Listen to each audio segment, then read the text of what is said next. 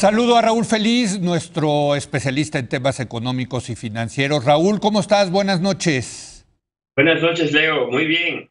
Bueno, primero que nada, tengo que decirte que te voy ganando en este tema de la inflación, porque ya está Jerome Powell, el presidente de la Reserva Federal de Estados Unidos, el Banco Central, ya no dice la palabra temporal cuando se refiere a la inflación.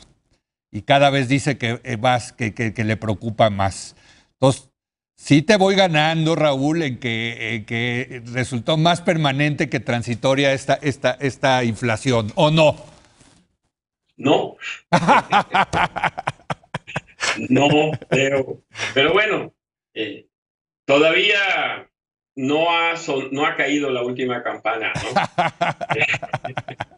Te estás Oye, apostando a que te salve el referee. no, creo que vamos a pelear hasta el último round. Fíjate, el problema es que yo creo que hay un tema aquí medio retórico. Eh, Transitorio suena para algunos, en tu caso, por ejemplo, como que es un asunto que iba a surgir un par de meses, tal vez un trimestre, y luego desaparecía. Y no es así, porque lo que pasa es que los fenómenos económicos, cuando aparecen, no aparecen aislados de otros factores. Entonces, tenemos una economía en el mundo real, o sea, una economía que sufrió un colapso, luego está en marcha una recuperación.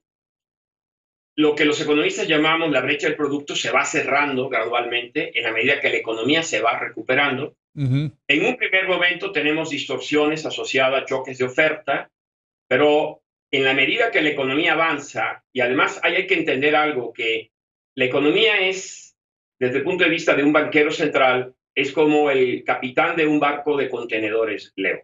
Ajá. Un barco de contenedores no puede acercarse a un puerto y llegando al puerto dar un bandazo en el volante y doblar, ¿no? Sí. Es exactamente lo mismo con la política monetaria. Todavía la inflación que prevalece en Estados Unidos es esencialmente provocada por choques transitorios de oferta. Pero estamos en vía de una recuperación que ya ha avanzado mucho y que el próximo año va a llevar a Estados Unidos, al menos que Omicron diga otra cosa, Claro. a tener un Producto Interno Bruto que ya sería similar o mayor que el potencial.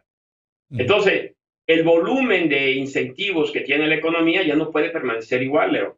Hay que comenzar a doblar el timón del barco porque tarda mucho tiempo en llegar a la posición correcta para evitar que el próximo año la inflación esté fuera de control. Muy bien. Te diría lo siguiente, Leo.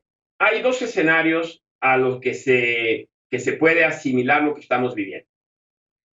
El que le preocupa al mercado, y quizás tú lo tienes en tu cabeza, es los años 70 en los Estados Unidos. La La estanflación, llamada ¿no? estanflación, Sí. donde la inflación americana alcanzó 2 dígitos Sí. y además se perdió la década de crecimiento.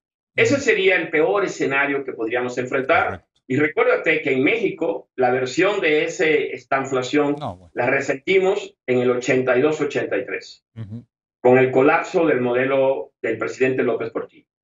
El otro modelo que ya es muy lejos y que muchos no lo tienen presente es lo que pasó después de la Segunda Guerra Mundial, cuando se venció la Alemania nazi. Los soldados regresaron a Estados Unidos, todo el mundo se quería casar, formar hogares, y la oferta se había movido a abastecer al ejército y posteriormente a producir bienes de consumo. Y en ese periodo, 45, 46, 47, la inflación se disparó en Estados Unidos. Y se tardó 3 años, Leo. Fue hasta finales de esa década, en 49-50, cuando la inflación regresó a condiciones normales. Y me parece que eso es lo que estamos viviendo en este momento. Interesante. No una situación como la de la estanflación de los 70s, sino como el brote inflacionario por cambio en la composición de la demanda, rigidez de la oferta, que se vivió al final de la Segunda Guerra Mundial. Muy interesante. Raúl, me quedan 3 minutos y te voy a hacer preguntas muy precisas.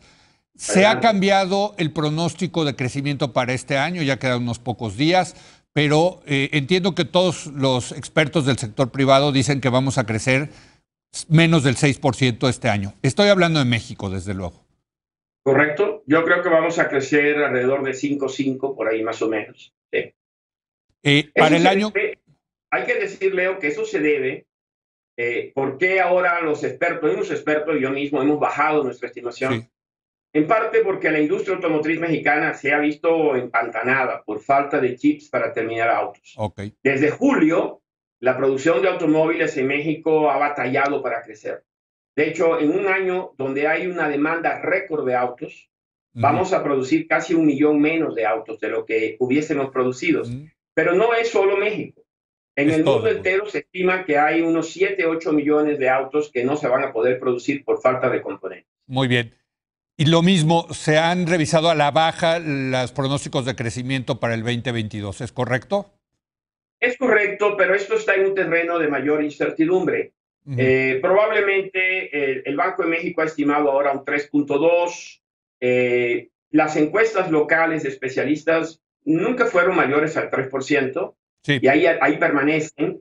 Y los organismos mundiales como el FMI, la OECD, sí estuvieron rondando al 4%, donde yo estaba, sí. Pero creo que hay que ser cautos hacia adelante. Yo creo que vamos a crecer, mi estimación es 3.5%. Muy bien, 3.5. Yo aquí sí te podré apostar que va a ser menos de 3, pero luego hacemos esa apuesta entre tú y yo. De acuerdo. y quiero que ganes, por cierto, querido Raúl. Para compensar mi pérdida en la inflación. Me queda 1 minuto. Pronósticos de inflación para México el año que entra. Yo creo que vamos a batallar para bajar de 4. Vamos a estar alrededor del 4.1%. Pero sí baja del 7.05 que traemos ahorita. Desde luego que sí, eso te lo apuesto. Pues muchas gracias, Raúl. Incluso por debajo del 6. Yo creo que vamos a estar arribita del 4.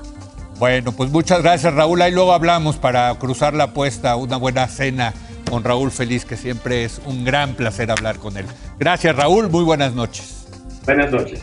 Y gracias a usted por habernos acompañado. Yo los espero mañana en punto de las 10 de la noche, cuando otra vez sea la hora de opinar. Aquí nos vemos.